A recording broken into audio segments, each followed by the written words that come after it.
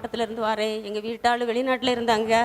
அவங்களுக்கு உடம்புக்கு முடியாமல் ஊருக்கு வந்தாங்க. ஊரில் வந்து 3 மாதத்தில் செக்கப் பண்ணக்கூடிய நேரத்தில் கேன்சர் கட்டியிருக்கு, நீர் பையிலன்னாங்க. அதை ஆப்ரேஷன் பண்ணாக்கி உங்களுக்கு உயிருக்கு ஆபத்துன்னு சொன்னாங்க. ஸ்டீபன் பாஸ்டர் ஐயா அடைக்கல் பட்டணத்துக்கு வந்திருந்தாங்க. அவங்கக்கிட்ட போய் ஜெபம் பண்ணிக்கிட்டு ஆப்ரேஷத்துக்கு போனோம். நன்றாக ஆப்ரேஷன் முடிஞ்சு நல்லபடியாக இருக்காங்க ஜீவனோட. ஏசப்பாவுக்கு கோடி நன்றி. ஹல்லேலூயா. போன மாதம் ப்ரேயரில் வந்து ஐயா சொன்னார், 41 கிலோ கட்டியை வந்து கர்த்தர் சுகத்தை கொடுத்தாருன்னு சொன்னார். அப்போது நான் வந்து இந்த இடத்துல எனக்கு ரொம்ப வேதனையாக இருந்தது. இந்த சைடில் ஒரு கட்டி இருந்து 6 மாதமாக நான் படாத பாடுகள் பட்டு கொண்டு இருந்தேன். ஏசப்பா, அந்த கட்டி சொன்ன மாரி என்னுடைய ஊசி போட்ட இடத்துல இந்த மாரி ஆயிடுச்சுப்பா, நீ தான் சுகத்தை கொடுக்கணும் சுவாமின்னு சொல்லிட்டு நான் அவர் ப்ரேயர் ஆயிலை வச்சு ஜெபம் பண்ணி கொண்டே இருந்தேன்.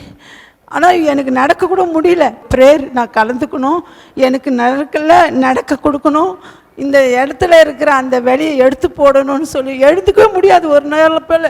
ஆனால் இன்றைய தினத்தில் நான் காலையில் அழகாக எழுந்ததே அந்த இடத்த நான் தொட்டு பார்த்தேன். கொலன்னு இருந்தது. கர்த்தருக்கு ஸ்தோத்திரம். ஆண்டவர் அழகாக அந்த கட்டியை மறைய பண்ணியிருக்கிறார். ஹல்லேலூயா.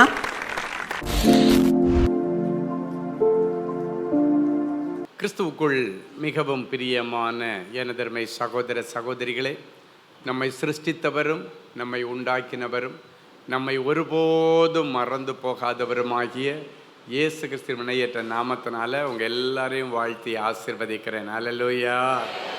எல்லாரும் சந்தோஷமாக இருக்கீங்களா?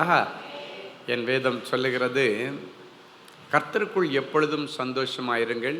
மறுபடியும் சொல்லுகிறேன், சந்தோஷமாயிருங்கள். இந்த உலகத்தில் உங்களுக்கு அநேக பிரச்சனைகள் உண்டு, போராட்டங்கள் உண்டு, கடன் பாரங்கள் உண்டு, வியாதிகள் உண்டு. ஆனாலும் அவை எல்லாவற்றையும் ஒரே ஒரு வார்த்தையை அனுப்பி மாற்றி போடுகிற இயேசு நம் அருகாமையிலே உண்டு. ஹல்லேலூயா. அவர் எல்லாவற்றையும் பார்த்து கொள்ளுவார். எனவே சிறிது நேரம் நானும் எனக்கு ஜீவனை தருகிற ஆண்டவருடைய வார்த்தைகளும் என்று சொல்லி யார் யார் உங்கள் இருதயத்தை திறந்து ஆண்டவருடைய சத்தத்திற்கு செவி கொடுப்பீர்களோ, ஆண்டவருடைய வார்த்தையை கேட்டு கொண்டிருக்கும் பொழுதே இன்றைக்கு உங்களுக்கு ஒரு அற்புதம் நடக்கும். ஆமேன். எடுத்து வாசிக்கலாம். சங்கீதம் 149:4. கர்த்தர் தம்முடைய ஜனத்தின் மேல் பிரியம் வைக்கிறார். சாந்த குணம் உள்ளவர்களை இரட்சிப்பினால் அலங்கரிப்பார். கர்த்தர் தம்முடைய ஜனத்தின் மேல் பிரியம் வைக்கிறார், சாந்த குணமுள்ளவர்களை இரட்சிப்பினால் அலங்கரிக்கிறார். இன்னைக்கு செய்தியே சாந்த குணம் உள்ளவர்களுக்குரிய ஆசீர்வாதங்கள். சாந்த குணம் உள்ளவர்களுக்கு கர்த்தர் என்னென்ன நன்மைகளையும் ஆசீர்வாதங்களையும் வச்சிருக்காரோ அதெல்லாத்தையும் இன்னைக்கு உங்களுக்கு கொடுத்து அனுப்புகிறார். அப்போ அந்த சாந்த குணம் இல்லாதவங்களுக்குன்னா அப்போ இந்த குணாதிசயம் இல்லை, இந்த ஆசீர்வாதங்கள் இல்லை. அப்படின்னா இன்னைக்கு கொடுக்குற எல்லா ஆசீர்வாதத்தையும் நீங்கள் பெற்றுக்கொள்கிறதற்கு முதலாவது ஆண்டவரிடத்தில், ஆண்டவரே என்னுடைய மேட்டிமையை எடுத்து போடும், என்னுடைய பெருமையை எடுத்து போடும், என்னுடைய கோபத்தை எடுத்து போடும், என்னை ஒரு சாந்த குணமுள்ளவனாய் மாற்றும். முதல் பிளஸ்ஸிங் இன்னைக்கு அலங்காரம். உங்கள் குடும்பத்தை அலங்கரிக்க போகிறார், உங்கள் பிள்ளைகளை அலங்கரிக்க போகிறார். உங்களுடைய குடும்பத்தில் வாழ்க்கப்பட்டு வந்த பிள்ளைகளையும் சரி, உங்கள் வீட்டிலிருந்து வாழப்போன பிள்ளைகளையும் கர்த்தர் இன்றைக்கு அலங்கரிக்கிறேன் என்று சொல்லுகிறார். எதனால் அலங்கரிப்பாரா? ரட்சிப்பினால் அலங்கரிப்பாரா. அந்த ரட்சிப்பினால் அலங்காரம் நமக்கு வேணும்னா நீங்கள் செய்ய வேண்டிய காரியம் மிகுந்த சாந்த குணம் உள்ளவங்களாக இருக்கணும்.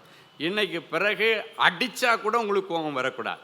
யாராவது உங்களை என்ன திட்டினாலும் சரி, திட்டிட்டு போட்டுப்பா. நீங்கள் தாவீதுகிட்ட நிறைய நல்ல காரியத்தை கற்றுக்கொள்ளலாம். எனக்கு ரொம்ப பிடிச்ச ஒரு சம்பவம் என்னென்னா, ஒரு இடத்துல நான் தாவீதுடைய அந்த ஹிஸ்ட்ரியெல்லாம் ரொம்ப தியானம் பண்ணுவேன். ஒரு முறை தாவீது ராஜாவானதுக்கு பிறகு அவனும் அவனுடைய மெய்க்காப்பலனாகிய அபிஷாயும் ரோடு வழியாக ஒரு இடத்துக்கு போயிட்டு இருக்கிறாங்க. அப்பொழுது சிமேயு என்கிற ஒரு மனுஷன், அவன் அந்த ராஜ்யத்தில் ராஜாவுக்கு கீழே இருக்கிறவன். ஆனால் இதுக்கு முன்னால் இருந்த ராஜாவுடைய அபிமானி, சவுல் ராஜாவுடைய அபிமானி, அவருக்கு ரொம்ப பிடிச்சவன். அவன் ராஜா போயிட்டு இருக்கும் பொழுது பச்சை கெட்ட வார்த்தை பேசுகிறான். யார்? ராஜாவை. ராஜா கூட காது கேட்க இன்னொருத்தன் காது கேட்க சொல்லி அதை ராஜாவிடத்தில் யாரும் சொல்ல. ராஜா போயிட்டு இருக்கும்போதே நேருக்கு நேர் தைரியமாக பேலியாளின் மனுஷனே செத்த நாயன்னு கேட்குறான். யாரை பார்த்து?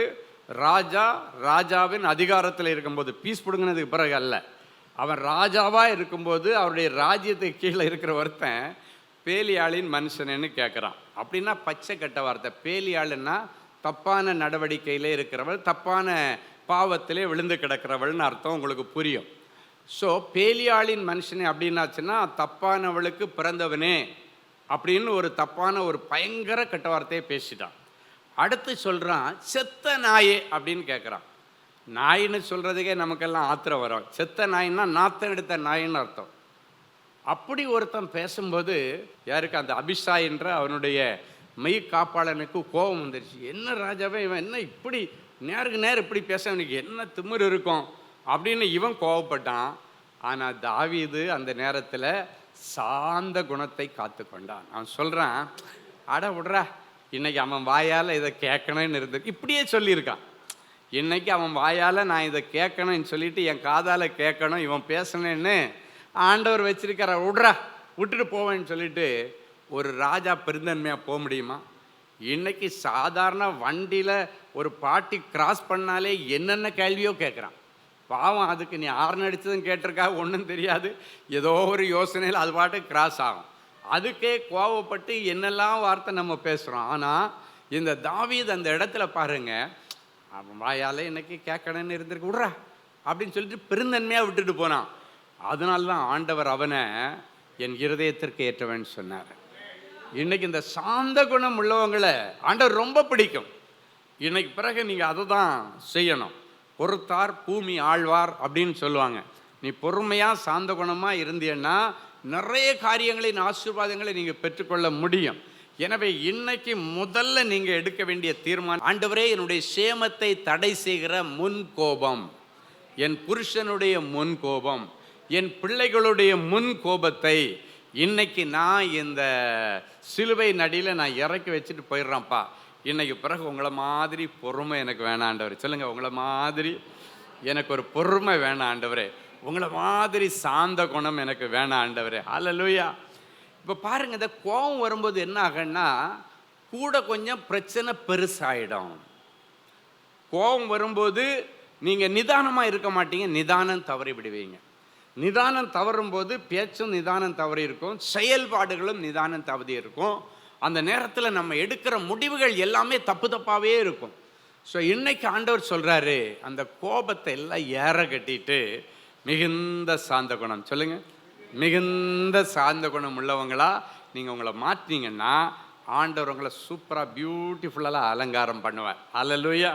ஆமாம், உங்களுக்கு நல்ல ராஜ கிரீடத்தை வைப்பார், ரட்சிப்பின் அலங்காரத்தை தருவார், பரிசுத்தத்தின் அலங்காரத்தை தருவார். பரிசுத்த அலங்காரத்தோடு அவரை தொழுது கொள்ளுகிற பாக்கியத்தை கர்த்தர் இன்றைக்கு உங்களுக்கு கொடுப்பார்.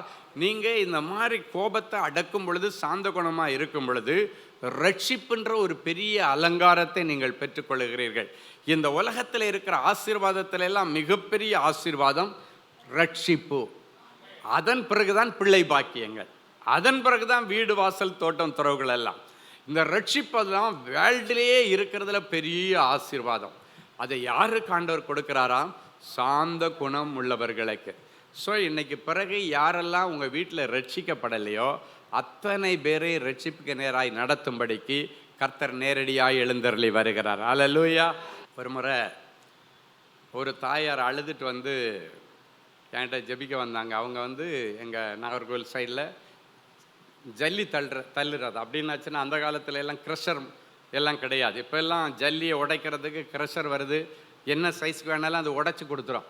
அந்த காலத்துல எல்லாம் அப்படி இல்லை. பாறைக்கு பக்கத்து பெரிய பெரிய மலைகள் பாறைகள் இருக்கிற இடத்துல வீட்டில் இருக்கிற தாய்மார்கள் போயிட்டு கஷ்டத்துக்காக ஒரு சின்ன ஒரு ரவுண்டு பெல்ட் மாதிரி இருக்கும், அதுக்குள்ளால பெரிய பெரிய கல்லை எடுத்து வச்சு சுத்தியல் வச்சு உடைச்சி, அந்த மேஸ்திரி என்னென்ன சைஸுக்கு கல் கேட்குறாரோ அதை உடைச்சி சின்ன ஜல்லின்னா அது சின்னதாக உடைப்பாங்க, கொஞ்சம் பெருசாக வேணும்னா அது மாதிரி உடைப்பாங்க. அப்போ பாறைக்கு ஜல்லி தள்ள போகிறதுன்னு சொல்லுவாங்க. அப்படின்னாச்சுன்னா பாறைக்கு போய் ஜல்லியை உடைச்சி அதை எடுத்து எவ்வளோ ஜல்லியை உடைக்கிறாங்களோ, அப்படின்னா சுத்தியில் வச்சு உடைக்கணும்னா எப்படி இருக்கும் யோசித்து பாருங்கள். அவ்வளோ ஒரு பெரிய பாக்ஸ் மாதிரி இருக்கும். எவ்வளோ ஜல்லி உடைச்சாங்களோ அதெல்லாம் கொட்டை கொட்டை எவ்வளோ பாக்ஸ் இவங்க உடைச்சாங்களோ அவ்வளவுக்கு ஏற்ற மாதிரி சாயங்காலம் கூலி கொடுப்பாங்க. அப்படி வெயிலில் உட்கார்ந்து பாறையில் ஜல்லி உடைச்சி தன்னுடைய மகனை படிக்க வச்சாங்க ஒரு தாயா. அப்படி கஷ்டப்பட்டாங்க. ஆனால் ஒரு நாள் அவங்க அம்மா அவன் வரும்போது டக்குன்னு அவனுக்கு சூடாக ஏதோ பண்ணி கொடுக்கலேன்னு, காஃபியை ஏதோ கொடுக்கலன்னு வச்சுட்டு தன்னுடைய தாயை காலால் எட்டி உதைச்சிட்டான். அப்படியே போய் கீழே விழுந்து இந்த தலையில் அடிபட்டு நல்ல வேளை ஆண்டவருடைய கிருபையினால் ஒரு 10 நிமிஷம் அவங்க மயங்கி கிடந்தாங்க. அதுக்கப்புறம் ஆண்டவருடைய கிருபையினால் மயக்கம் தெளிஞ்சிட்டு எழும்பி வந்து அதுக்கப்புறம் நான் எங்கேயோ நாகர்கோவில் தான் நினைக்கிறேன், போகும்போது என்னை பார்க்குறதுக்காக வந்திருந்தாங்க. இங்கே ஒரு பெரிய 2 தையல் எல்லாம் போட்டு எடுத்து இதெல்லாம் வச்சுட்டு வந்தாங்க. நான் கேட்டேன், பாட்டிமா இந்த இடம் எப்படி அடிபட்டது? இந்த இடத்துல இது ரொம்ப மோசமான இடம் ஆச்சே, எப்படி அடிபட்டு? அப்போ தான் அவங்க ஒட்டி பஞ்செல்லாம் வச்சு ஒரு கெட்டு போட்டுட்டு வந்திருந்தாங்க. அப்போ அவங்க சொல்கிறாங்க, என் பிள்ளை கோவத்தில் எட்டி உதைச்சான், போய் கதவில் விழுந்தேன், அது பாட்டு கீறி விட்டுட்டு இன்னும் ஒன்றும் இல்லை 4 தையல், பிள்ளை தானே எட்டி உதைச்சான் அப்படின்னாங்க. ஆனால் எனக்கு அதை ஏற்றுக்க முடியலை. அவங்க பாருங்கள், அந்த தாய் அந்த நேரத்தில் பிள்ளை தானே எட்டி உதைச்சான், பரவாயில்லை என் பிள்ளை நல்லா இருக்கட்டுன்னாங்க. அப்பவும் பாருங்கள் என் பிள்ளை நல்லா இருக்கட்டுன்னாங்க. ஆனால் எனக்கு மனசில் ரொம்ப பாரம் வந்துருச்சு. ஆண்டவரே, நான் சொன்னேன் உங்கள் பிள்ளை என்ன செய்கிறான்? அப்போ அவங்க சொன்னாங்க, இது மாதிரி ஒரு இடத்துல வேலைக்கு போயிட்டுருக்க, ஒரு அரசாங்க வேலையில் தான் அவன் இருந்தான், வேலையில் இருக்கிறான் அப்படின்னாங்க. அதுக்கப்புறம் இத்தனைக்கும் அவங்க வீட்டில் அவங்க அப்பா இறந்து இந்த தாய் தான் அவங்கள ரொம்ப கவனிச்சிட்ருக்குறாங்க, அவங்க தான் வேலைக்கு போயிட்டுருக்குறாங்க. நான் சொன்னேன், பையனுக்கு எப்படி வேலை கிடச்சிது அப்படின்னு கேட்டேன்.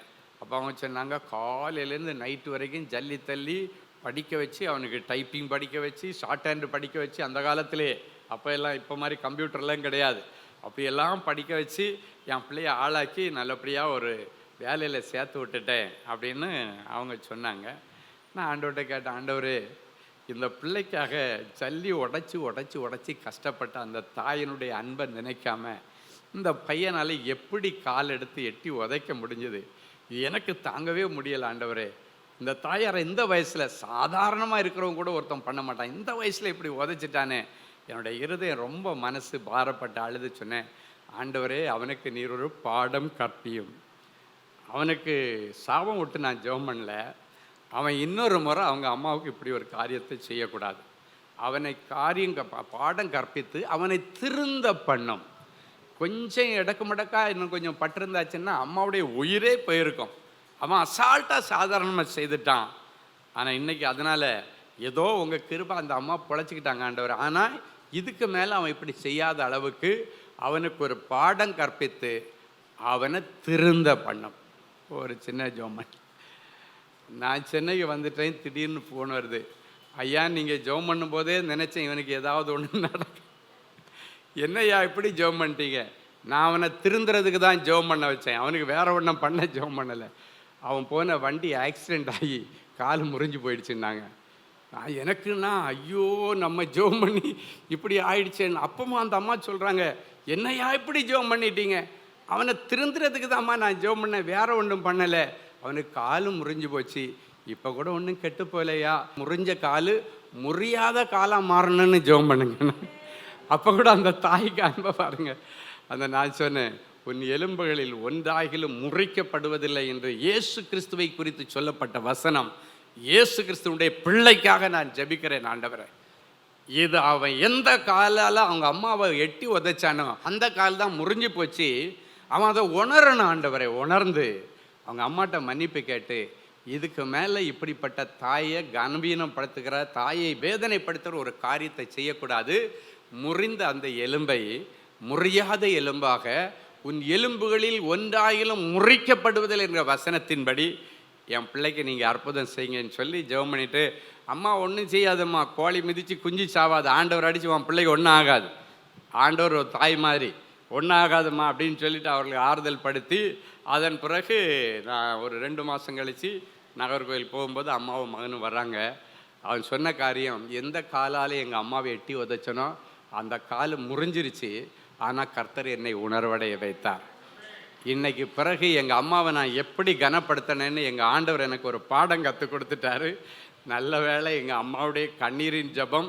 அதுக்கு பிறகு அந்த முதல்ல டாக்டர்ஸு ஸ்க்ரூ நட்டில் இப்படி இவ்வளோ நீளத்துக்கு ஒரு சில்வர் பிளேட் வச்சு அந்த எக்ஸ்ரேயை காட்டினாங்க. ஸ்க்ரூவாக போட்டு அப்படி மாட்டி விட்டுருக்கு அந்த காலை. ஆண்டவருடைய கிருபையினால் எனக்கு கால் ஷார்ட் ஆகலை, நல்ல வேலை, இல்லைன்னா ஷார்ட் ஆகிருக்கும் அப்படின்னு சொன்னான். எதுக்கு இந்த காரியத்தை சொல்கிறேன்னா, சில நேரங்களில் உங்கள் பெற்றவங்க கூட பிள்ளை தானேன்னு தொடச்சி விட்டுட்டு போயிடுவாங்க, ஆண்டவர் விட மாட்டார். நான் ஜெபிச்சதுனால அது நடந்ததுன்னு நான் சொல்லலை. ஆண்டவர் அவனை திருத்துறதுக்காக வேண்டி அந்த காரியத்தை செய்தார். ஆண்டவருக்கு ரொம்ப மனசு கஷ்டப்படும். உங்கள் பிள்ளைங்க உங்களுக்கு செல்லமாக இருக்கலாம், உங்கள் பிள்ளைங்களுக்கு நீங்கள் அற்பமாக கூட இருக்கலாம், ஆனால் ஆண்டவருக்கு நீங்கள் விலையேறப்பட்டவர்கள். ஆண்டவருடைய அன்புக்கு கீழே ஆண்டவர் உங்களை ரொம்ப நேசிக்கிறார். அவர் அநாதி சிநேகத்தினாலே உங்களை சிநேகிக்கிறவர், காருண்யத்தினாலே உங்களை சேர்த்து கொள்ளுகிற ஆண்டவர். நீ ஆண்டவரேன்னு கூப்பிட்டேன்னா ஆண்டவர் உன்னை திரும்பி பார்க்கும்போது நீ அப்படி அழுறதுக்கு காரணமாக இருந்தவனையும் சேர்ந்து தான் பார்க்க அந்த கண். வேதம் சொல்லுகிறது, பூமியில் உள்ள நல்லவர்களையும் தீயவர்களையும் உற்று பார்க்கும்படி ஆண்டவருடைய கண்கள் பூமி முழுவதும் உலாவுகிறது. நல்லவங்களை மட்டும் இல்லை, கெட்டவங்கள மட்டும் இல்லை, ரெண்டு பேரையும் கூர்ந்து கவனிக்குமா. ஸோ இன்னைக்கு ஆண்டவர் அந்த ஒரு கோபம் தன்னுடைய தாயின்னு கூட பார்க்காத அளவுக்கு அந்த தாயை காலால் எட்டி உதைக்க வச்சு. இன்னைக்கு ஆண்டவர் சொல்லார், உங்கள் பிள்ளைங்க ஒரு வேளை காலால் எட்டி உதைக்காமல் இருக்கலாம், கையால் உங்களை அடிச்சிருக்கலாம், கை ஓங்கி இருக்கலாம், இல்லைன்னா உங்கள் பிள்ளைங்க உங்களை தகாத வார்த்தை பேசி, கெட்ட வார்த்தை பேசி உங்கள் இருதயத்தை நொறுக்கி இருக்கலாம், உடைச்சிருக்கலாம். இன்னைக்கு ஆண்டவர்கிட்ட நீங்கள் சொல்லணும், ஆண்டவரே என் பிள்ளைய ரட்சிப்பினால் அலங்காரம் பண்ணுங்க ஆண்டவரே, என் பிள்ளையுடைய கோபத்தை எடுத்து போடுங்கப்பா. அவன் கோபம் வந்தால் என்ன செய்கிறான்னு அவனுக்கும் தெரியாது, யாருக்கும் தெரியாது, எல்லாம் போட்டு உடைச்சிட்றான், எல்லாரையும் போட்டு அடிச்சிடுறான். எப்படியாவது நீங்கள் இந்த காரியத்தில் என் பிள்ளைக்கு மனம் இறங்குங்கன்னு நீங்கள் சொல்லி ஜெபிச்சு பாருங்கள். கர்த்தர் அவனை கண்ட்ரோலில், கட்டுப்பாட்டுக்குள்ளே எடுப்பார். ஹல்லேலூயா. இன்னைக்கு ஆண்டவர் சொல்ல, அந்த கோபம் வந்து அநேகருடைய வாழ்க்கையில் இருக்கிற இருதயத்தை உடைச்சி போடும், அவருடைய சமாதானத்தை உடைச்சி போடும். ஆனால் இந்த சாந்த குணம் அநேகருடைய காயங்களை கட்டும். நீங்கள் காயப்படுத்துகிறவங்களா இருக்கக்கூடாது, காயம் கட்டுகிறவங்களா இருக்கணும்.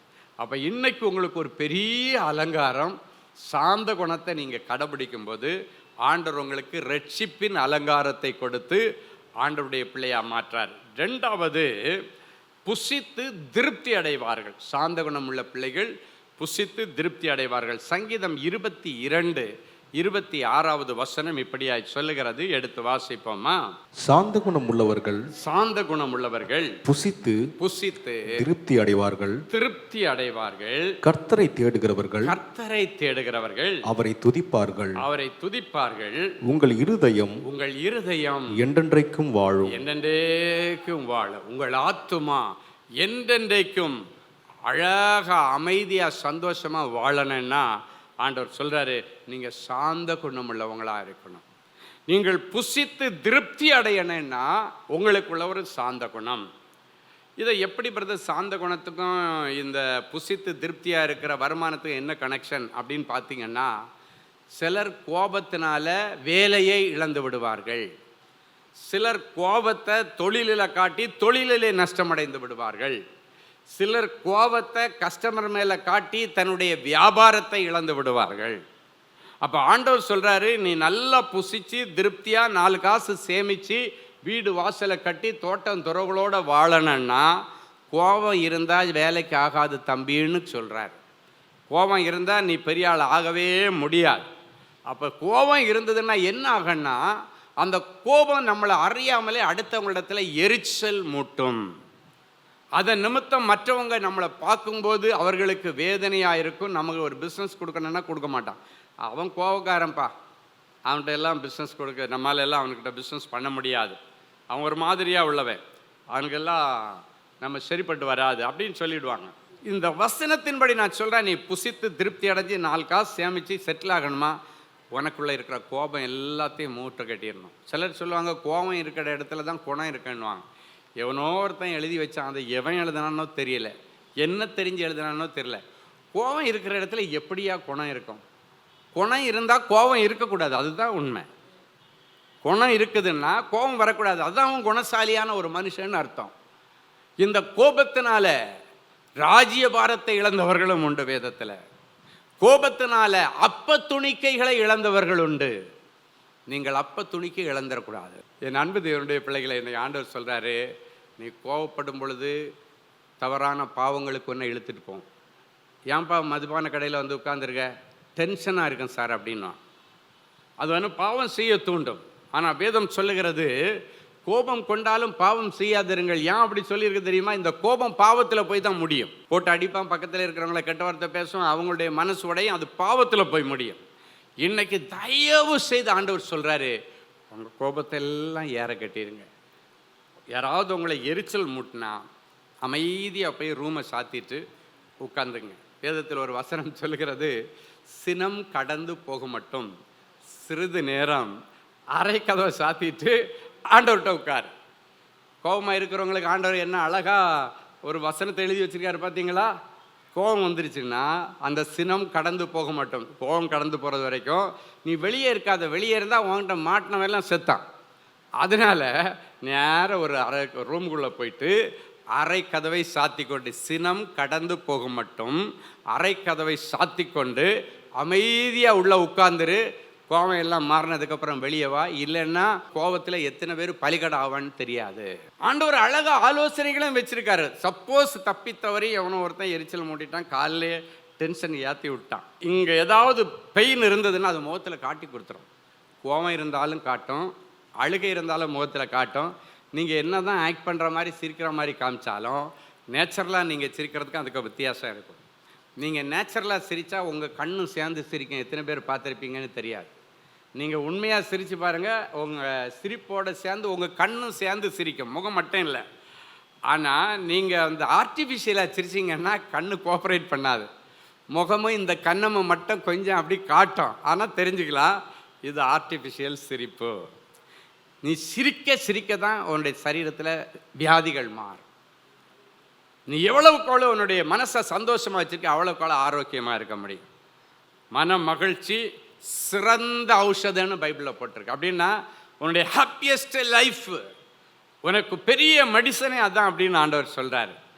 நீ தேவையில்லாத டென்ஷன் ஆகி கோவப்பட்டா தேவையில்லாத வியாதி தான் வரும். பைபிளில் இன்னொரு வசனம் இருக்குது, அநேக கவலைகள் இருதயத்தை ஒடுக்கும். ஒரு மனுஷனுக்கு கோபம் வந்தால் அதோடு சேர்ந்து கவலை மிங்கிளாயிடும். கவலையும் கோபமும் ஒன்றா சேர்ந்தா உன்னுடைய இருதயத்தில் உள்ள பிளட் வெசல் எல்லாமே அப்படி ஒட்டிக்குமா. அநேக கவலைகள் இருதயத்தை ஒடுக்கணும்னா இருதயத்தில் உள்ள பிளட் வெசல்ஸ், அது ஒன்றும் இரும்பு பைப்பு கிடையாது, எல்லாமே இந்த தோல் மாதிரி தான் இருக்கும். அதுக்குள்ளே பிளட்டு ஓடிட்டே இருக்கிறதுனால அது அப்படி கரெக்டாக அப்படி அந்த அந்த திக்னஸில் அப்படி இருக்கும். நீங்கள் அந்த பிளட்டு ஓடலைன்னா தோல் இப்படி ஒட்டிக்கும். நீங்கள் இந்த பைப்பில் தண்ணி போகிறத பார்த்துருக்கீங்களா? சாதாரண இந்த பைப்பில், ஓஸ் பைப்பில் தண்ணி போனால் அழகாக இருக்கும். நீங்கள் தண்ணி போயிடுச்சுன்னா அதுக்கப்புறம் அப்படி ஒட்டிக்கும். அதே மாதிரி தான் உன்னுடைய இருதயத்தில் உள்ள வால்வுகள், அதில் உள்ள அந்த இரத்த நாளங்கள் எல்லாம். நீ அப்படியே சோர்ந்து போயிட்டீன்னா அது அப்படியே ஒட்டிக்கும். நீ கோவப்பட்டீன்னா ப்ரெஷரில் ஓவராக அடிக்கும், ஹார்ட் பயங்கரமாக அடிக்கும். நீங்கள் வேணா பார்த்து பாருங்கள், கோவப்படுறவன் டக்கு டக்குன்னு தண்ணியை எடுத்து குடிப்பான். கவனிச்சிருக்கீங்களா? அவன் அறியாமலே தண்ணி குடிச்சிக்கிட்டே இருப்பான். ஏன்னா இல்லைன்னா அது எதுக்குன்னா அந்த கோபத்தில் எரிஞ்சுக்கிட்டு இருக்கிற அந்த இருதயத்தை அணைக்கிறதுக்கு தான் தண்ணி. அதை குடிக்க குடிக்க குடிக்க தான் கொஞ்சம் கொஞ்சம் கொஞ்சம் சந்தி ஆகும். கோவப்படுறவனை முதல்ல கொண்டு போய் என்ன கொடுப்பாங்க? டீ கொடுக்க மாட்டான், தண்ணியை தான் கொடுப்பான். ஆமீன். வசனம் என்ன சொல்லுது? விடாய்த்த ஆத்மாவுக்கு குளிர்ந்த தண்ணீர் தான் அவசியம். இன்னைக்கு ஆண்டவர் சொல்கிறார், உன் சரீரத்தில் இருக்கிற நிறைய வியாதிக்கு காரணம் உன்னுடைய கோபம். உன்னுடைய சரீரத்தில் பிபி ஏறுறதுக்கு காரணம் உன்னுடைய கோபம். பிபி பல ரூபத்தில் வரும், சுகர் பல ரூபத்தில் வரும். ஆனால் நிறைய பேருக்கு இந்த சுகர் பிபி எல்லாம் ஏறதனுடைய ரகசியம் என்னென்னா கோபம், டிப்ரெஷன், கவலை. இதெல்லாம் இல்லாமல் நீங்கள் ரிலாக்ஸாக வாழணும். அதான் இன்றைக்கி சேமத்தில் ஆண்டவர் சொல்கிறார். அப்போ நீங்கள் புசித்து திருப்தி அடையும்படிக்கு கர்த்தர் இன்னைக்கு உங்களுக்கு நல்ல சாந்த குணத்தை தரேன்னு சொல்கிறாரு. அல்லேலூயா. நன்றி அறிதல் உள்ளவர்களாயிருங்கள் என்று சொன்ன தேவனே, நன்றி அறிந்த உள்ளத்தோடு நாங்கள் உம்மை நோக்கி பார்க்கிறோம். நாங்கள் இன்றைக்கு நிற்கிறதும் நிர்மூலமாகாமல் பிழைத்திருக்கிறதும் உடைய சுத்த கிருபை ஆண்டவரே. எங்கள் தாளந்துகளோ திறமைகளோ பெருமையோ ஒன்றும் இல்லைப்பா. இன்னைக்கு ஒரு நல்ல பாடத்தை எங்களுக்கு கற்றுக் கொடுத்தீங்க. சாந்த குணம் என்கிற ஒரு நல்ல பாடப்பா. இங்க வந்திருக்கிற ஒவ்வொரு பிள்ளைகளையும் சாந்த குணம், இயேசுவிடத்தில் காணப்பட்ட மிகுந்த சாந்த குணம், மோசேயிடத்தில் காணப்பட்ட இந்த மிகுந்த சாந்த குணம் இன்றைக்கு எங்களுக்கு அலங்காரமாய் அமைவதாக. அதுவே எங்களுக்கு ஒரு நல்ல அலங்காரமாக, அதுவே எங்களுக்கு ரட்சிப்பின் பரிபூரணத்தை கொடுக்கிற ஒரு அலங்காரமாக மாறுவதாக நாங்கள் ஆசீர்வதிக்கிறோம். இயேசுவின் மூலம் பிதாவே, ஆமேன், ஆமேன். Genesis Creations Media Academy, certification in media technology. Our course includes videography, photography,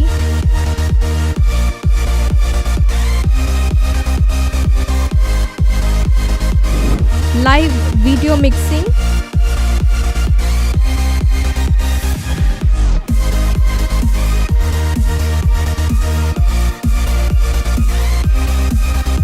Photoshop, live sound mixing,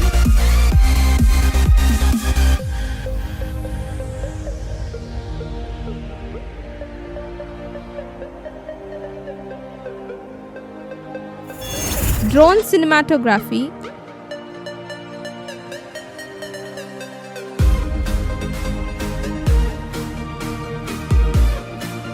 and video editing.